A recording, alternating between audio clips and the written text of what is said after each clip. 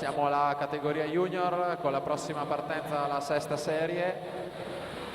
Alla 1 Lisa Lucchini, alla 2 Monica Abbondanza, alla 3 Greta Cella, alla 4 Beatrice De Falco, alla 5 Claudia Maggio, alla 7 Ilaria Pareschi, alla 8 Vittoria Melloni. E la prima serie, le migliori 8 atlete 200 stile libero ragazze in acqua in questo momento spiccano Marin e Uberti rispettivamente alla 3 e alla 4, nate 2006, e sono proprio loro due in testa ai primi 50 metri. Alice Uberti 29,68 su Irene Marin 30,45, Beatrice De Vet 30,95. Il record della manifestazione per le prime due atlete, quindi ci riferiamo all'anno di nascita 2006, quindi Marin e Uberti 2,9 e 64, e sono sempre loro in testa quando ci apprestiamo alla virata di metà gara ai 100 metri.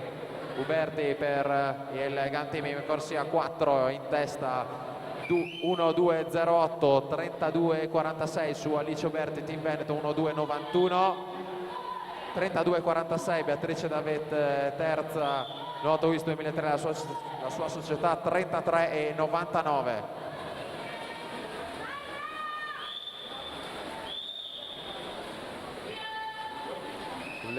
Un leggero vantaggio per Alice Uberti, che si appresta alla virata dei 150 metri trascinandosi nella sua scia Irene Marin dalla corsia 3.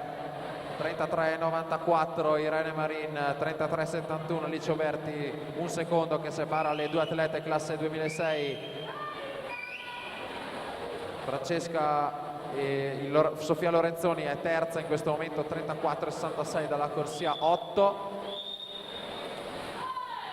Alice Uberti una lunghezza di vantaggio per lei, 2,09,64, record della manifestazione di Sophie Louise Nim del 2013 per l'anno 2006, e il nuovo record della manifestazione addirittura sotto i 2 minuti e 8 secondi per Alice Uberti, 2,07,94 su Irene Marin 2,10,51, in terza posizione per l'anno 2005, quindi sarà la prima classificata.